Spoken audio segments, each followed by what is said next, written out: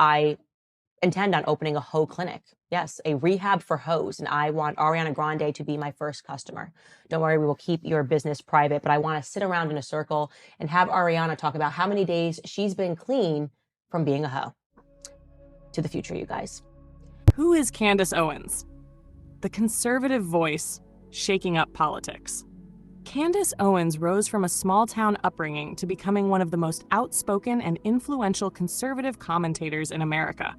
This video explores her journey into the political spotlight, the views that made her a star among supporters, and the controversy that follows her every move.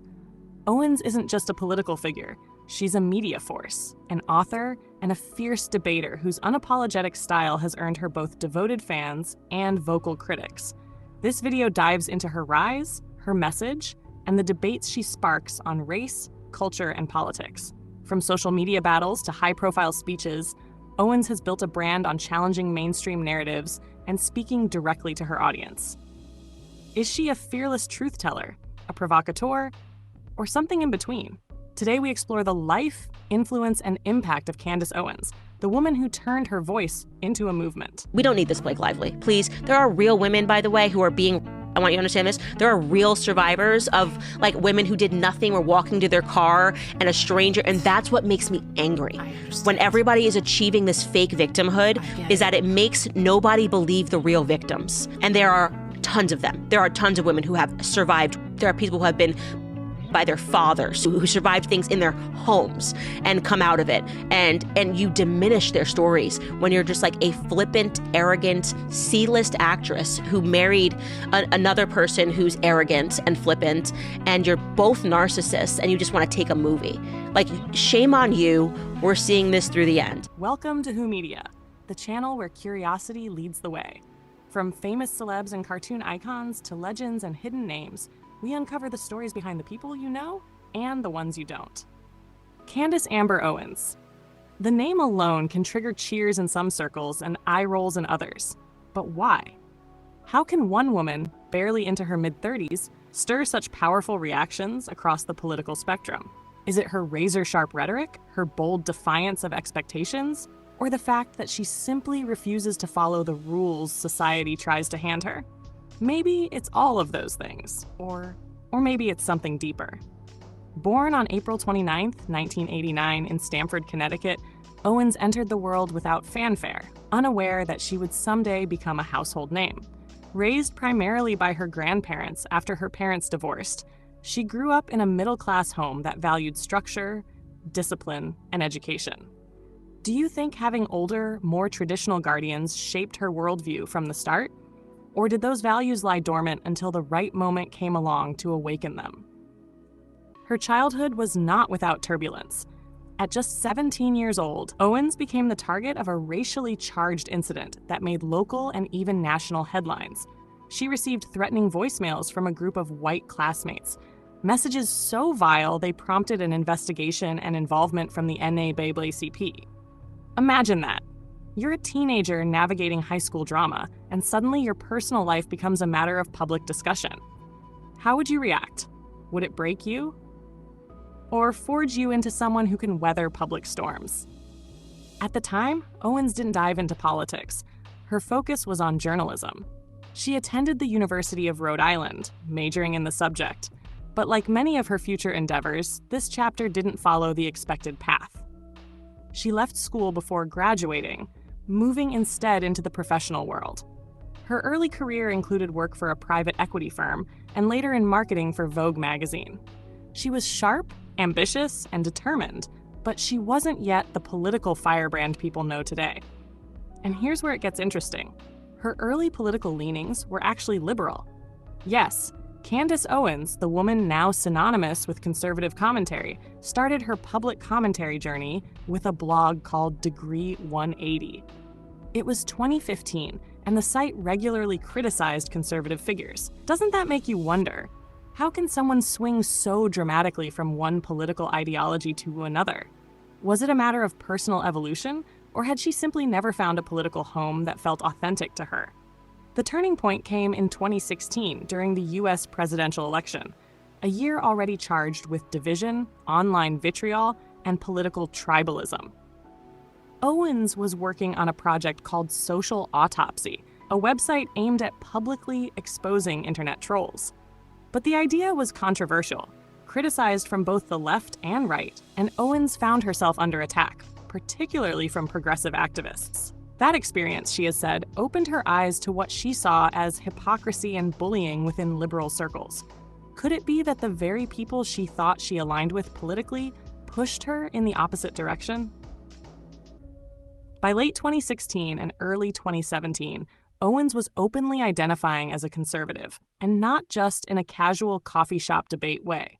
She was fierce, unapologetic, and committed to challenging the narratives she believed were damaging to the Black community. One of her most famous talking points would soon become a rallying cry, encouraging Black Americans to leave the Democratic plantation. The phrase was shocking, controversial, and memorable, 3 ingredients guaranteed to get media attention. Her rise was meteoric. Social media gave her a stage, but her talent for cutting sound bites and fearlessly facing critics kept her there. She began gaining followers at an astonishing rate. And then in 2018 came one of the biggest boosts to her profile. Kanye West, now Ye, publicly praised her.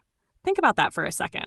One tweet from one of the most influential artists of the modern era, and suddenly Candace Owens went from political niche figure to mainstream media fixation.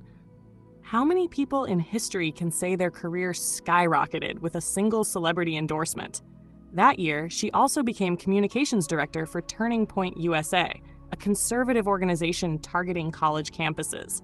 Her speeches there were fiery and memorable, part political rally, part stand-up roast, part philosophical challenge. She didn't just read off policy points. She demanded that her audience question everything. Isn't that what a good provocateur does? Forces you to think, even if you end up disagreeing? Let's not conflate it with being Black. Otherwise, you'd have to defend Rachel Dolezal. Well, there's no. Well, Would you defend her? Well, there's no defending crazy. That's crazy. But Why is that crazy? Hold on. Because she was a white woman that said she was Black. Yeah, that's a man saying he's a woman. But let's back up. If you're gonna say that a man can just be a woman, why can't Rachel Dolezal just be Black? You got to be consistent. Because she's white. Okay, because it's a man. No, but hold on.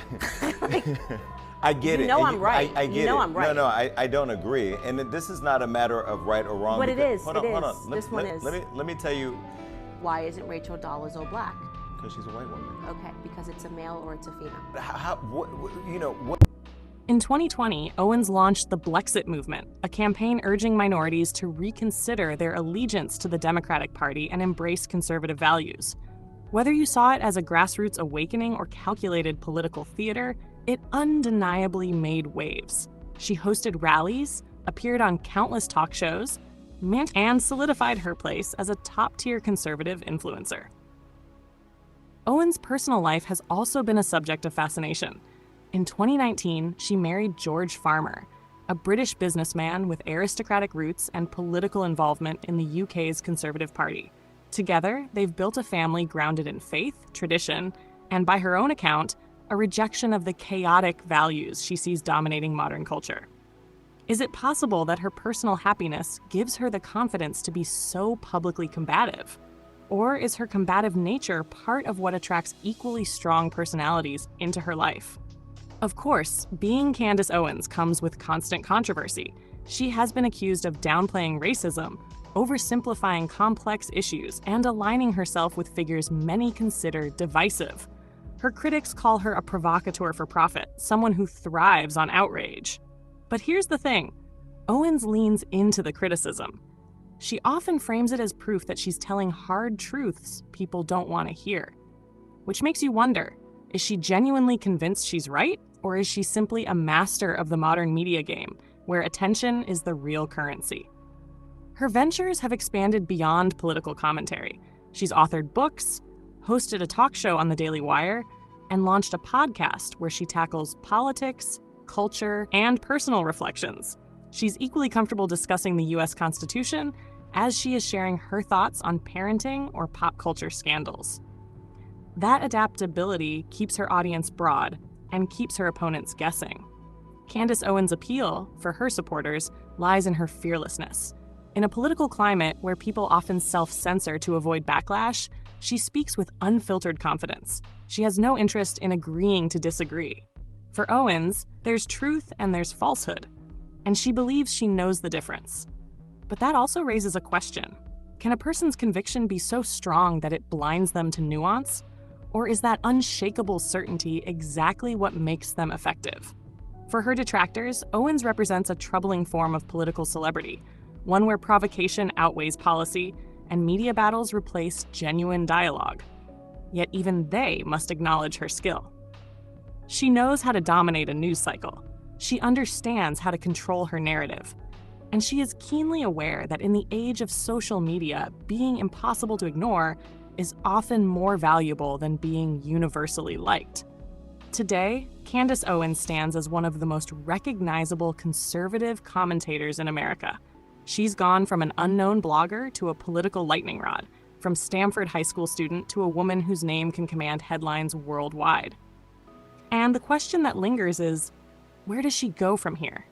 Will she stay in media, shaping conversations from the outside? Will she eventually run for political office, putting her rhetoric to the test in the policy arena?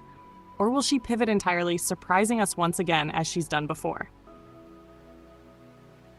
One thing's for sure, Candace Owens thrives in the arena. She's not afraid of being booed, she's not afraid of being cheered, and she's certainly not afraid of being misunderstood. Because in her mind, if you're not making people uncomfortable, you're probably not making a difference. And whether you see her as a courageous truth teller or a calculated provocateur, you can't deny that Candace Owens knows exactly who she is, and she's not asking for permission to be that person. I just hope everybody recognizes that, like, when it all comes down, they'll kill you too. Like, I just want to, like, it's just, when you get to the point where you have to, like, start saying that it's, like, cool for, like, innocent babies and children to die, and you're like, well, I'm in the crowd that's saying it, so my innocent children and babies won't die. No, that's not really how it works. When you get to the level of I will kill a child and lie about it, you're at the level where I'll kill anybody and lie about it. Like, there's a bigger thing happening here. So don't think you're, like, marked safe by being a sellout and pretending like you don't think that, babies dying is wrong. Just want to let you know, you die too. Maybe they kill you last, but you're dying too, okay? just putting that out there. Thanks for watching Who Media. We hope you had fun learning something new today. Don't forget to like, subscribe, and tap the bell so you never miss a story. Want to see more cool videos? Head over to our channel and start exploring. Life's tough. Get a helmet, man. I'm too pregnant for this. Everything's just fake and gay. Don't care. Built different. You have to tell me about my identity, because I know for a fact I'm not confused. Okay, next question. Great statement. Here's the difference between me and you. I've actually been a reporter. Ooh, woo, burn. You got me. You go, girlfriend. Hank, you're gonna have to learn how to control yourself. I know it's very difficult for you, but you just had a very long time to speak and we were quiet. I promise you can do that. You need to sit on your hands, then you should do that. As I was saying,